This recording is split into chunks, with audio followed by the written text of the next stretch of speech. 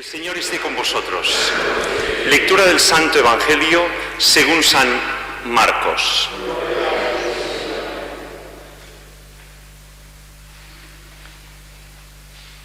En aquel tiempo, los apóstoles habían sido enviados de dos en dos, recordáis el domingo pasado, y volvieron para reunirse con Jesús. Y le contaron todo lo que habían hecho y lo que habían enseñado. Él les dijo: venid vosotros solos a un sitio tranquilo, a descansar un poco, porque eran tantos los que iban y venían que no encontraban tiempo ni para comer. Se fueron en barca a un lugar tranquilo y apartado. Muchos los vieron marcharse y reconocieron a ellos. Entonces, de todas las aldeas fueron corriendo por tierra a aquel sitio y se les adelantaron. Al desembarcar Jesús, vio la multitud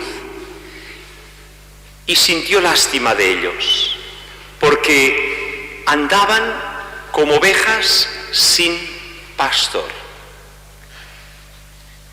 Y empezó a enseñarles con calma. Palabra del Señor, gloria a ti, Señor Jesús.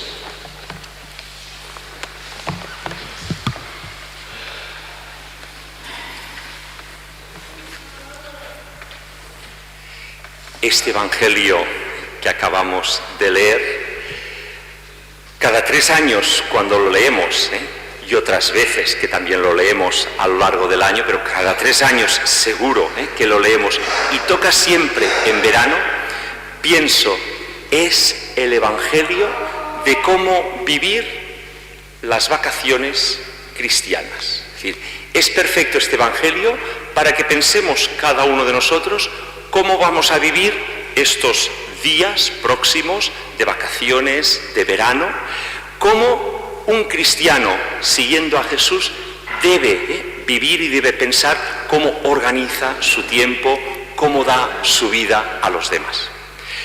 Y hemos empezado con la primera lectura del profeta Jeremías, que nos hablaba del tema del pastor.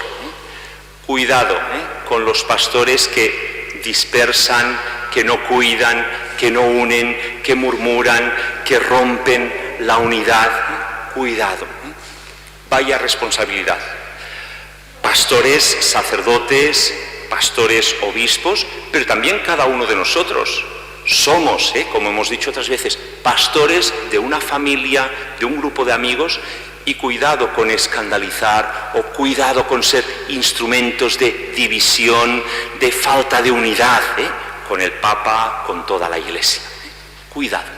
Aunque Jesús, como dice el mismo profeta, será el buen pastor el que realmente nos da ejemplo, que ha unido esos dos pueblos, que antiguamente se hablaba del pueblo de Israel y todos aquellos que eran los gentiles, los que no conocían al Dios de Israel, ha unido. ¿Por qué? Porque la dimensión evangelizadora de Jesús no es solo para unos, sino que es para todos. Y de todos, por su sangre, ha hecho esa unidad, esa paz que queremos vivir cada uno de nosotros si descubrimos de verdad a Jesucristo en cada uno.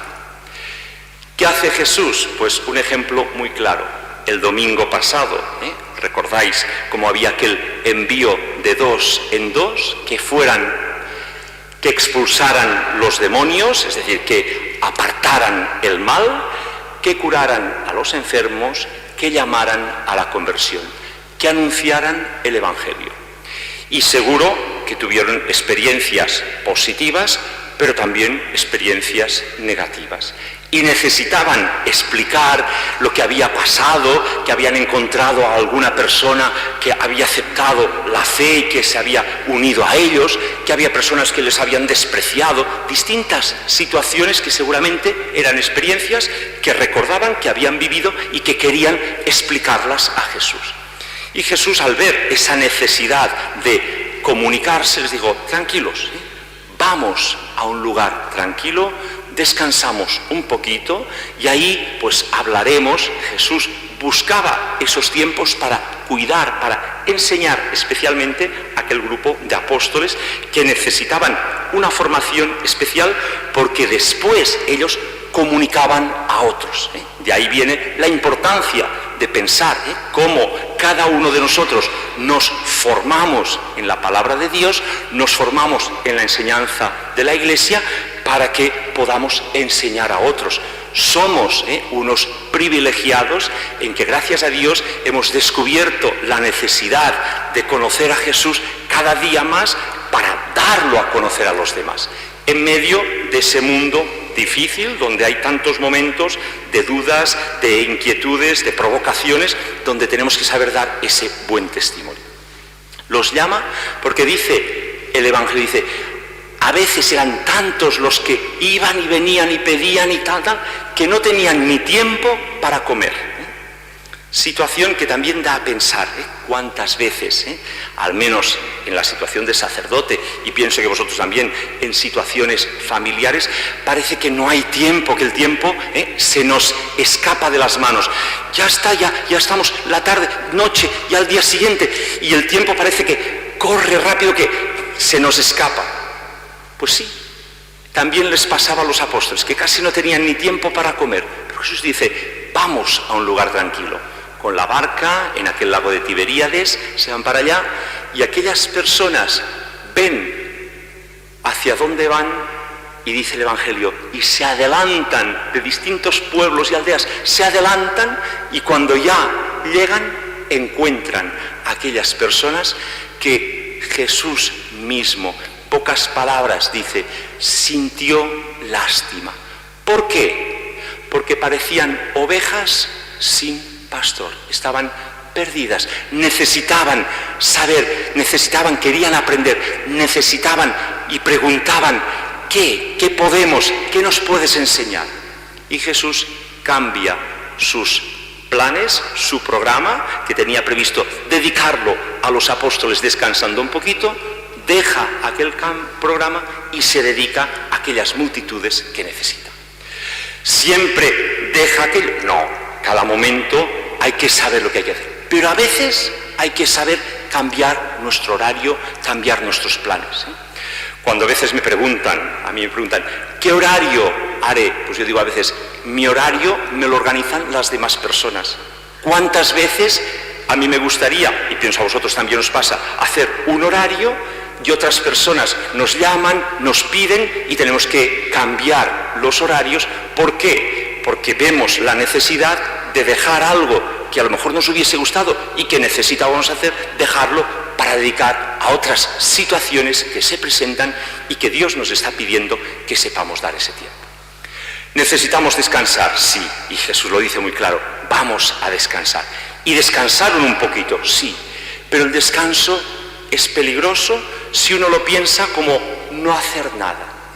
El descanso es saber cambiar de actividad, es saber descansar en lo que necesita nuestro cuerpo, pero también es saber aprovechar ese descanso, a lo mejor físico, para poder crecer, para poder fortalecernos espiritual, intelectualmente. La lectura, la oración. Esto que pasó esta semana, los que hemos participado de la Eucaristía, el jueves, Jesús mismo nos decía: las personas que estáis cansadas y agobiadas, venid conmigo.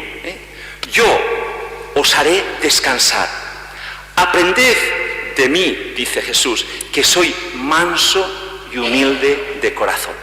Esa mansedumbre, esa humildad, muchas veces nos agota nuestro pecado, nuestro egoísmo, nuestra soberbia, nuestro pensar, ¿qué dirán? Tal, y vamos juzgando y vamos...